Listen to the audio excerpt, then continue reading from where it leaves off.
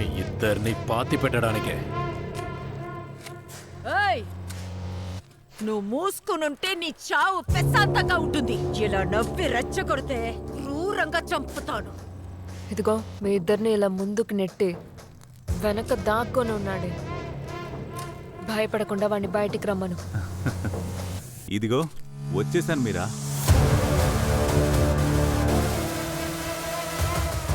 ఆ రాత్రి ఊరొదిలి వెళ్ళిపోదామనే నేను మెయిన్ రోడ్డుకి వచ్చినాను. కానీ అప్పుడు అక్కడ జరిగిన యాక్సిడెంట్ చూసి నాకు గుండె ఆగినంత పని అయింది. నీ బిడ్డ చివరి శ్వాస నా ఒడిలోనే పిడిశాడు. సావడానికి ముందు ఆడు నన్ను చూసి అమ్మా అమ్మా అని పిలవడం నా సౌలో ఎప్పుడు వినిపిస్తానే ఉంది. ఆ దినం మిమ్మల్ని ఆసుపత్రిలో చూసినప్పుడు మిమ్మల్ని పట్టుకొని గట్టిగా ఏడవాలనిపించింది. కానీ ఆ యాక్సిడెంట్ అయిన కారుని ఎవడైతే దోచుకున్నాడో ఆడు మీ పక్కనే నిలబడ్డు చూసి భయపడ్డాను. ఆడి వల్ల మీకు ఏ ఆపద రాకూడదని అనుకున్నాను. అందుకే మీరు ఆడికి పోయినా వదలకుండా మీ చుట్టూ తిరిగినాను. నన్ను మన్నించండి అక్క. నిన్ను నేను తక్కువ అంచనా వేశాను. ఇదేం చేస్తుందిలే అనుకున్నాను. కానీ నువ్వు ఇంత దూరం వస్తావనుకోలేదు. నిన్ను చాలా అండర్ ఎస్టిమేట్ చేశాను మీరా. నిన్ను సూసైడ్ చేసుకొనివ్వాల్సింది. డబ్బు కోసం నమ్మక ద్రోహం చేస్తావా? ఆ డబ్బుతో నువ్వు 100 ఏళ్ళు బతుకుతావట్రా. 100 ఏళ్ళు బతుకుతానో లేదో తెలీదు, కానీ డబ్బు లేకపోతే ఒక్కరోజు కూడా బ్రతకలేను. అవును, ఇందాకేమన్నావు మీరా? నమ్మక ద్రోహమా? తప్పు మీరా, అలా అనద్దు. అప్పుల ఊపిలో కూరుకుపోయి ఇంచు బై ఇంచుగా మునిగి మునిగి మునిగి ఇక నీ జీవితం అయిపోయింది, చనిపోమ్మని మనసు చెప్పినప్పుడు ఒక చెయ్యి నన్ను కాపాడింది. అది దేవుడి చెయ్యా లేక సైతాన్ చెయ్యా అనేది నాకు తెలీదు. ఆ చేతిని నేను దేవుళ్లా భావించాను. ఆ వ్యక్తికి నేను విశ్వాసంగా ఉన్నాను. అలాంటి నన్ను ద్రోహి అంటున్నావు? ఎంతో మంది ప్రాణాలు తీసి ఈ రోడ్ని నరకంగా మార్చి దేవుడు దయ్యవని నీతో చెప్తావా? Relax Meera, and I promise. ఆ రోజు యాక్సిడెంట్ స్కెచ్ వేసింది గంగాధర్కి. నీ ఫ్యామిలీ అందులో బలవడం మాకే పెద్ద twist. Nothing personal Meera, it's all about business. కానీ నాకు పర్సనల్ కదరా. కావాల్సిన వాళ్ళని పోగొట్టుకున్న నాలాంటి ఎందరికో ఇది పర్సనల్. అసలు ఏంట్రా ఇది? సంతోషంగా సాగాల్సిన ప్రయాణాన్ని కన్నీటి భయం చేస్తున్నారు. ఇదరా మీ బిజినెస్? ఆ దొరగాడు భాస్కర్ ఇలా మీరు క్రియేట్ చేసిన నెట్వర్కే కాదు, ఒక్కొక్కడిని వేటాడి వెంటాడి చంపుతా. అప్పటి వరకు నువ్వు బతుకుంటేగా.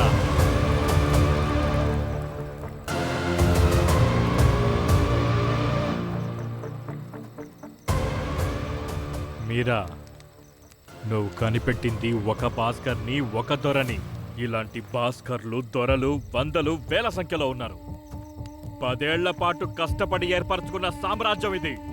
మేధావులకు మాత్రమే ఇది అర్థమవుతుంది. దీన్ని నాశనం చేయాలంటే నీకు ఈ జన్మ సరిపోదు.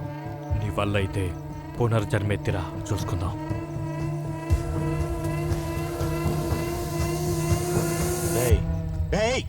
మాయా,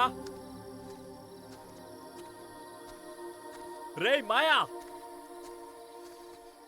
తాతయ్య,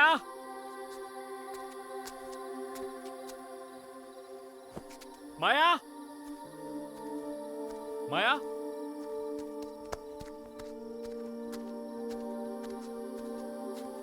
మాయా, రే మాయా, ఏంట్రా ఈడ కూర్చున్నావు? అప్పుడు వాళ్ళు ఎవరైనా వచ్చినారా? మరి ఇంకేంద్రా, ఎందుకు ఎడకొచ్చి కూర్చున్నావు? నేను ఒక పెద్ద తప్పు చేశానురా, నిన్ను క్షమించరా. ఏం తప్పు చేసావురా?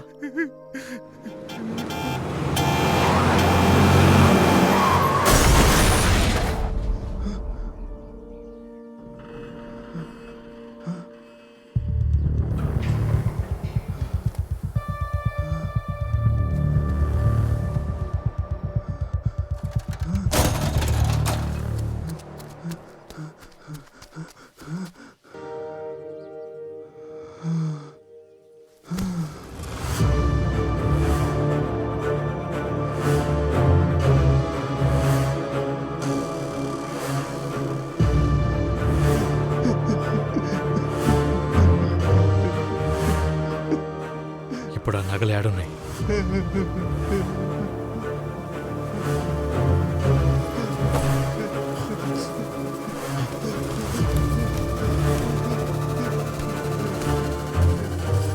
తలుచుకుంటే నా మీద నాకే అసహ్యం వేస్తుందిరా.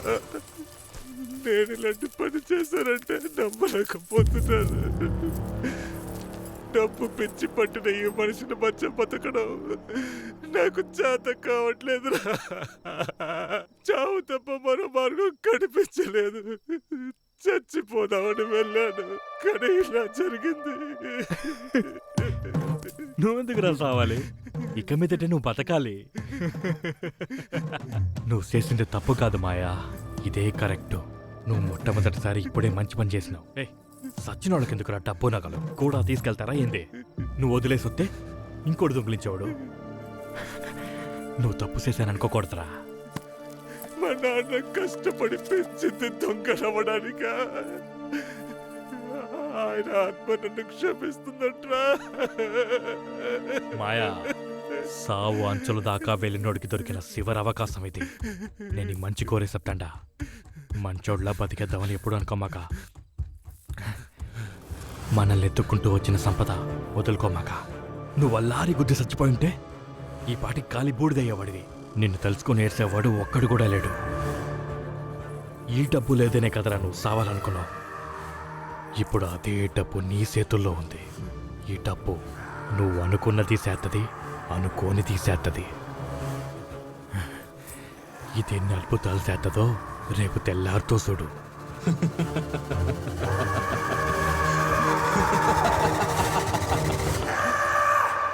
అసలు ఇచ్చేస్తావా? వడ్డీ ఎవర్రా ఇస్తారో? చచ్చిపోయిన మీ నాయన వచ్చి ఇస్తాడా? వడ్డీ వదులుకోవాలనా? దుడ్డు ఏమన్నా సెట్ల కాస్తుందా లేక రోడ్డు మీద దొరుకుద్దా? సరే, వడ్డీతో సహా సెటిల్ చేద్దాం, కానీ ఒక కండిషను. ఏం కండిషన్ అబ్బే? ఆ రోజు మా నాన్న మీ అందరి కాళ్ల మీద పడి క్షమాపణ అడిగారు కదా, దానికేం చేయబోతున్నారు? దానికంటే ఇప్పుడు మీ నాన్న డబ్బు కోసం వచ్చాడు, కాళ్ళ మీద పడ్డాడు. ఇప్పుడు మాయ కాళ్ళ మీద పడి వాడిచ్చిన డబ్బు తీసుకెళ్ళండి. కాళ్ళ మీద పడితే చాలనా ఇంకేదైనా చేయాలనా? ఏందయ్యా మీరు పెద్ద మనుషులతో ఇట్టగన మాట్లాడేది? నేను నిజంగానే చెప్తున్నాను, రెండింతలు ఇస్తాను. రెండింతలు వడ్డీ ఇస్తే సిగ్గు లేకుండా కాళ్ళ మీద పడిపోతావా? రెండింతలు వడ్డీ కాదు, రెండింతలు అస్సలు. రెండింతలు అసలా? సూపర్ రా మాయా.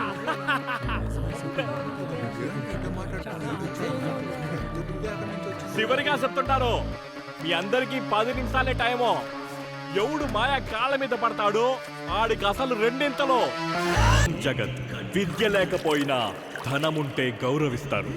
ధనం లేని వాడికి భార్య విలువివ్వదు, కన్న తల్లి కూడా విలువివ్వదు.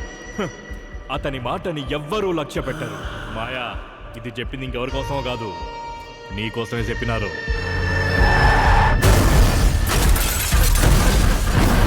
మనం దానికోసం పోలేదు, అదే మనల్ని ఎత్తుకుంటా వచ్చినది. ఇక మీదటిదే మన వృత్తి. స్వామి, కాపాడండి స్వామి. నడిచిన దారి పదిలో లేదు, సతమతిన్నారు ఎదురే లేదు, పట్టే కోలి మిక్కి జాలి లేదు, నన్ను మించినోడు లేనే లేడు. స్వర్గమే నువ్వు పో పో పో పో, నరకమే నువ్వు రా రా. ఒరేయ్, ఫ్యూచర్లో ఈ రోడ్ యాక్సిడెంట్స్ కనుక తగ్గిపోతే మనం ఏం చేయాలి?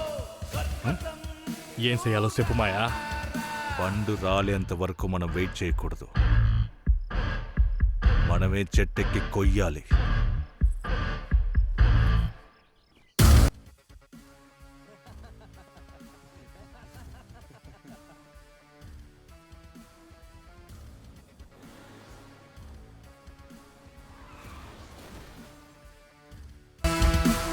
తెల్ల రంగు కారు, ఒక లారీ, ఒక వ్యాను ఆ మలుపు దగ్గర పెట్టాను. ఓకే కదా?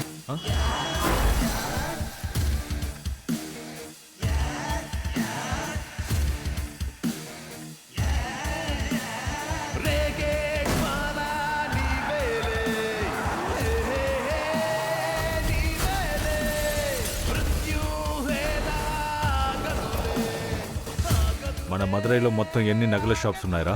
అవి శానా ఉండయి. సందుకే ఓ నగలంగడి ఉంటది. నడువు దగ్గర నగలు దాచి తెచ్చే చిన్న వ్యాపారి నుంచి కార్లో మూటలు తెచ్చే పెద్ద వ్యాపారి వరకు మొత్తం బ్లాక్. లెక్కలోకి వచ్చేది 25%. మిగతా 75% బంగారం అన్న అకౌంటెడ్.